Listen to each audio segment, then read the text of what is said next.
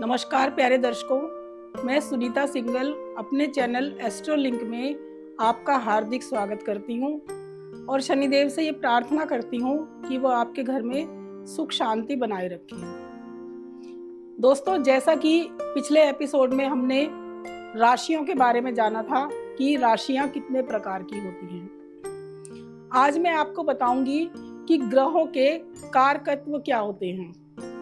दोस्तों, कारकत्व जो है ये बहुत ही कुंडली फलित में बहुत ही अहम भूमिका निभाते हैं। बिना किसी हर ग्रह का कोई ना कोई कारकत्व होता है, उसके बारे में मैं आपको आज बताऊंगी। आइए हम कुंडली के माध्यम से समझ लेते हैं। ये हमारी कुंडली है और इस कुंडली में हमारी 12 भाव होते हैं। 1 2 3 4 5 6 7 8 9 10 11 12 कुंडली में 12 भाव होते हैं। हर भाव का कोई ना कोई ग्रह कारक तत्व होता है। सबसे पहले जो पहला भाव होता है उसका कारक तत्व होता है सूर्य।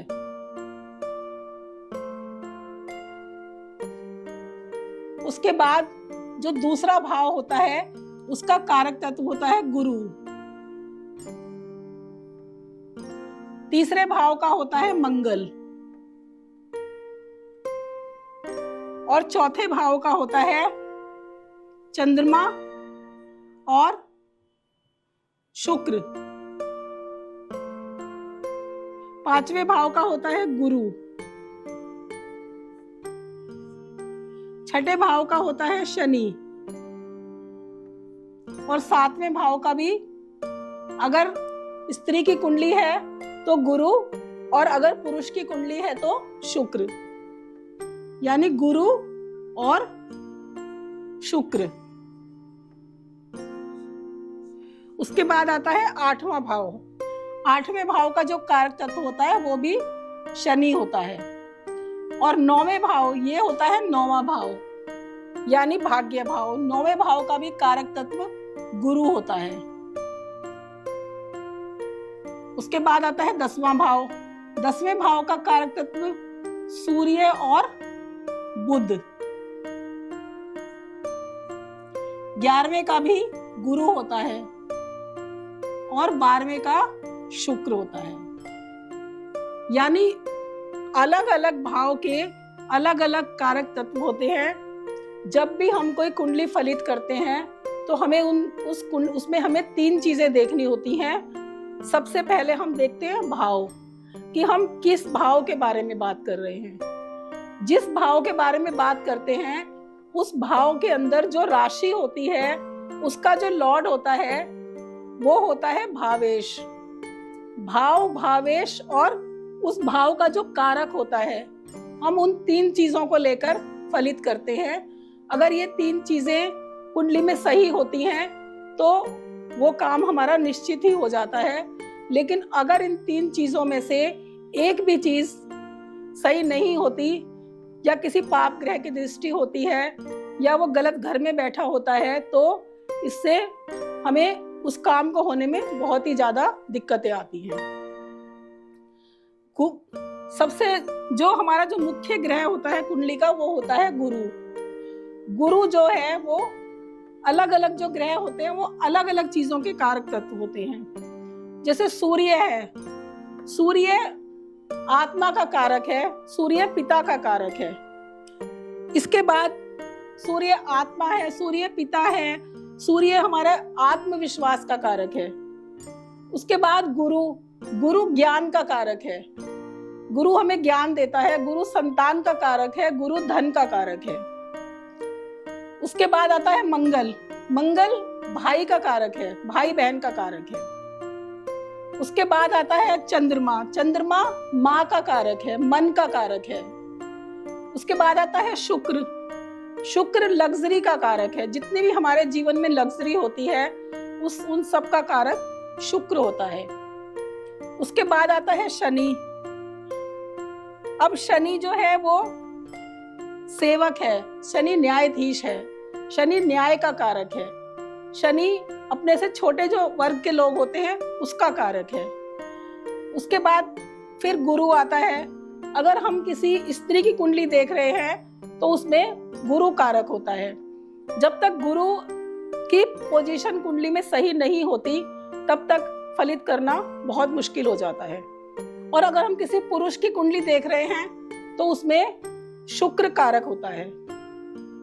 उसके बाद आता है बुध और सूर्य। सूर्य मैंने आपको बता ही दिया, दशम भाव में भी सूर्य कारक होता है। दशम भाव का सूर्य दशम भाव में जाकर दिग्बली हो जाता है, यानी इसे दिशा का बल मिल जाता है। और उसके साथ होता है बुध। बुध व्यापार का कारक है, बुध बुद्धि का कारक है, बुध ज्ञान का कारक है। उसके बाद फिर गुरु आता है, उसके बाद आता है शुक्र। अब वैसे तो ये 12वें भाव में कोई भी ग्रह अच्छा फल नहीं देता, लेकिन शुक्र 12वें भाव में क्योंकि उच्च का हो जाता है 12 नंबर। अगर हम एक हमारी कुंडली होती है जो किसी व्यक्ति की कुंडली होती है और एक कुंडली होती है काल पुरुष की कुंडली। काल पुरुष की कुंडली हमेशा 1 नंबर से शुरू होती है और 12 नंबर पर जाकर खत्म होती है। अब अगर हम किसी व्यक्ति की कुंडली बना रहे हैं तो उसका ये मतलब नहीं है कि वो 1 नंबर से ही शुरू होगी, वो तो किसी भी नंबर से शुरू हो सकती है। तो हमें उस कुंडली को तो लेना ही होता है, हमें साथ साथ अपने दिमाग में काल पुरुष की कुंडली भी रखनी होती है। तो जो हमें ये देखना होता है कि पहला भाव, दूसरा भाव, दशम भाव, मान लीजिए दशम भाव की बात होती है तो दशम भाव जो है हमारे कर्म का कारक है, हमारे व्यापार का कारक है। तो जो बुध है वो हमारा व्यापार का कारक है। तो इसलिए हम जिस भी भाव के बारे में प्रेडिक्शन करते हैं तो हमें पहले उस भाव को देखना होता है कि वो भाव, उस भाव में कोई पाप ग्रह तो नहीं बैठा हुआ, या कोई पाप ग्रह उसको देख तो नहीं रहा, या उसमें किसी पाप ग्रह की युति तो नहीं है जो ग्रह उसमें बैठा हुआ है। उसके बाद हम भाव को देखने के बाद हम भावेश को देखते हैं कि उस भाव में जो राशि पड़ी हुई है उसका जो मालिक है उसकी क्या पोजीशन है, क्या वो किसी पाप ग्रह के साथ है, या वो किसी गलत घर में बैठा हुआ है, या उस पर किसी गलत ग्रह की दृष्टि है। उसके बाद अगर हम इन दोनों चीजों को देखने के बाद फिर हम उसके भाव के कारक को देखते हैं कि उसके कारक की क्या पोजीशन है। अगर मान लीजिए कि आपकी पहली दोनों चीजें सही हैं लेकिन कारक की पोजीशन कुंडली में सही नहीं है तो आपको उस काम को होने में बहुत ही दिक्कतें आएंगी। तो इसलिए हम जब भी कुंडली का प्रेडिक्शन करते हैं तो हमें 3 चीजों को लेकर चलना होता है। पहला होता है भाव, उसके बाद होता है भावेश, और तीसरा होता है कारक। ये 3 चीजें कुंडली प्रेडिक्शन में बहुत ही अहम रोल प्ले करते हैं। इसके बिना हम किसी भी कुंडली का प्रेडिक्शन नहीं कर सकते। तो दोस्तों, आज आपने जाना कि कौन से भाव का कौन सा ग्रह कारक होता है, और जब हम कुंडली फलित करते हैं तो हमें किस किस चीज की आवश्यकता होती है। अब अगले एपिसोड में मैं आपको कुंडली बनाकर और इसमें हर ग्रह के बारे में मैं आपको एक एक ग्रह के बारे में बताऊंगी।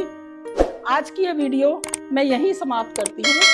अगर आपको ये वीडियो पसंद आई हो तो इसे लाइक कीजिए और इसे शेयर कीजिए और मेरे चैनल को सब्सक्राइब कीजिए। धन्यवाद।